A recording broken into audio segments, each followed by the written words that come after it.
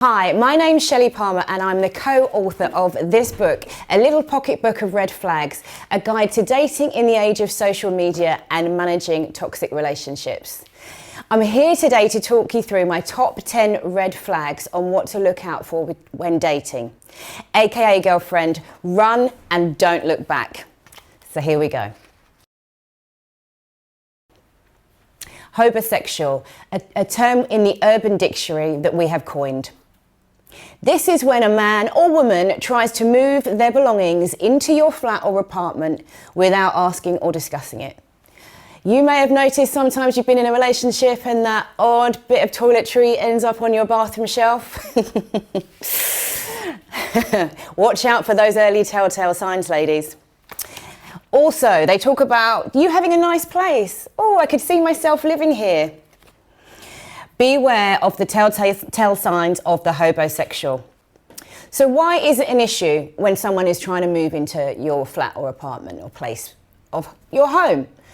Your home is your sanctuary. It's your safe place. This means this person has an agenda. They're trying to move themselves into your space and move the relationship in a way which is on their own terms. You know, you haven't discussed this. They're encroaching on your territory. Why are they doing this without a discussion with you? A relationship is 50-50 and you should have that open discussion without someone creeping or determining the flow of a relationship. Pay close attention to men who ask to pay their bills. We are strong, independent women and we can pay 50-50. This is not what I'm saying. This is about men asking to pay for, it might be, phone bill, might be car payments, it might be, babe, I'm struggling with the rent. No, never, non-negotiable, not under any circumstances. A massive red flag. There also might be men who take you out and say, I've forgotten my card, or they want you to pay for meals, they want you to pay for clothes or travel. Again, the reason for this is because this person is trying to get you to pay for the relationship. In this modern age, we are independent. Men and women should both bring money, financial, emotional stability to a relationship. It shouldn't be one-sided. When men or women have a child in their social media profile. And I know this is controversial, but there are a lot of people that use social media like LinkedIn when people are searching for jobs and they're doing this in the dating sphere. Why is this a red flag? Well, it's because these people are treating it like a numbers game. They're trawling through all of their social media, Snapchat, Instagram, WhatsApp, and they are just messaging hundreds of women. So you are not special. You are just one in a number of women that these men are messaging on any given day. And why have they got a profile of a child in their social media profile or WhatsApp? Because they want to gain empathy and trust. They're trying to say, I'm a responsible adult. I'm a caring, compassionate person. This is a red flag, ladies. Is all about friendship, as toxic people tend to have very few friends. This is because they spend their lives dropping in and out of people's friendship groups or acquaintances, causing issues in their lives and moving on. Sometimes they'll have long-term people that they keep around out of loyalty, but you'll find they're catalysts for drama in these relationships, and there'll be fallouts and they'll appear and reappear. Listen to this and really pay attention to names that you're hearing. If you're starting to see someone, they should be wanting to introduce you to their family and friends. If they're not, and it's all one-sided, I've been in relationships before when I've introduced a partner at the time to my friends and family, and it's never been reciprocated.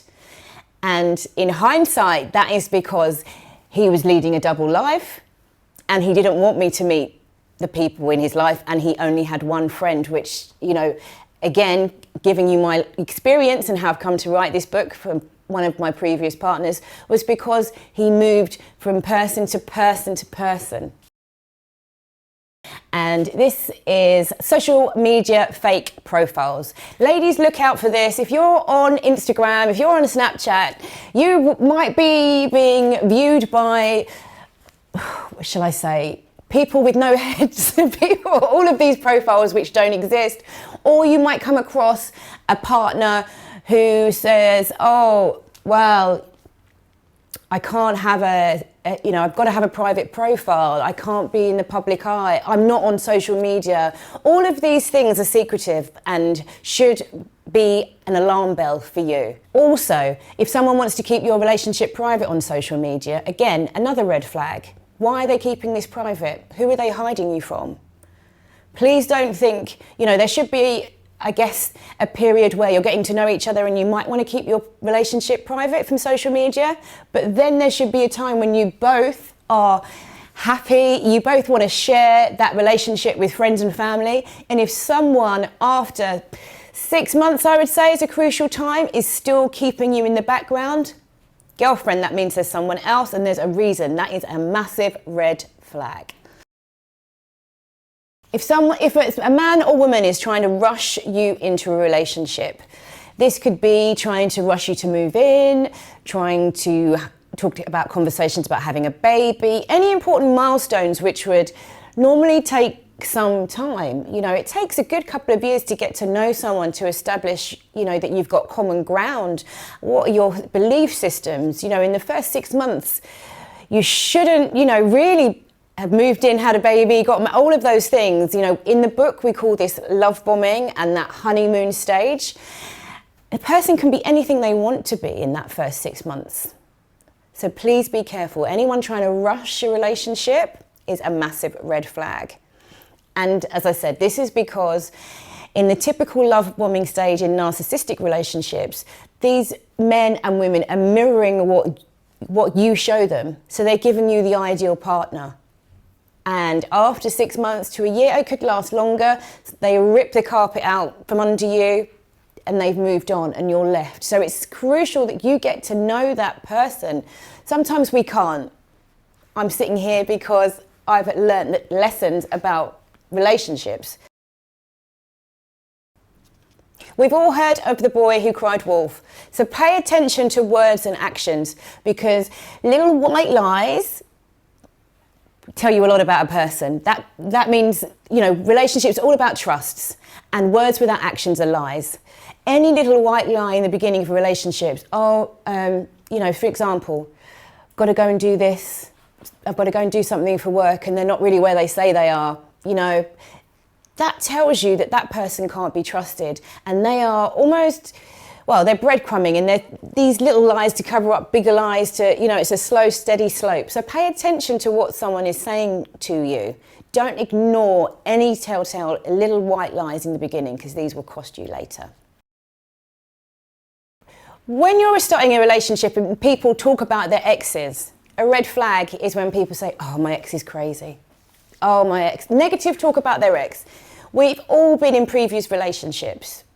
Good, bad, ugly, but they're lessons, and they're not really something that you need to talk about with your new partner. If I'm dating, I would just say, was in a relationship, it didn't work out. I wouldn't go into, they're crazy, they did this, they're a stalker, I can't, write a script and a narrative about that person. So be careful for any person that talks about, I hate the label that women are crazy anyway, or, men are crazy, but watch out for anything that they say which is negative about their ex, because this is a massive red flag, because 9 times out of 10, if the ex is crazy, that's because of a behaviour that they've reacted to, and sadly you will be next if you carry on with this relationship. And I need to talk finances, ladies. Really topical at the moment with the Tinder swindler, but when anybody talks to you about money or finances or trying to get control, this might be,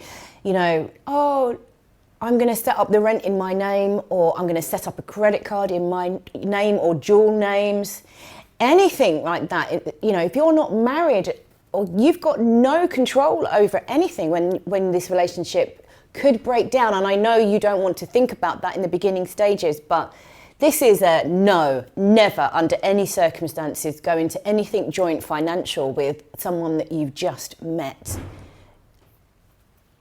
Please. This probably should be number one, because the amount of women, and sadly it affects more women than men, that have been left in financial difficulties and debt because they've been duped by partners, is really, really sad. Is someone who is constantly texting, constantly messaging you on multiple different platforms, possibly asking where you are all the time, and they will say in the beginning that, oh babe, you know, I love you, it's just, I want you to be safe, I care about you. Trust me when I say this, this is all about love bombing and control. So if someone is messaging you, we've all had that initial, oh my gosh, it's exciting to get that text. You know, it's nice to get that, good morning, babe, how are you? Or good morning. But if someone's texting you all day, throughout the day, again, or it might be WhatsApp, it might be Snapchat, it might be wherever they see you online, which I've had that happen to me, and people then say, oh, well, you haven't replied. Why haven't you replied? You're online on WhatsApp. And you might be, my work is social media. So it's very, that conversation was, I'm filming. I can't message you. This is all about control. So this is a massive red flag. Yes, it's nice to have conversation throughout the day, but anyone who is saying to you, oh, I've seen your status on WhatsApp at so-and-so time, and where are you at so-and-so time? Pay attention to this. This is a massive red flag, and this will cost you dearly in the end.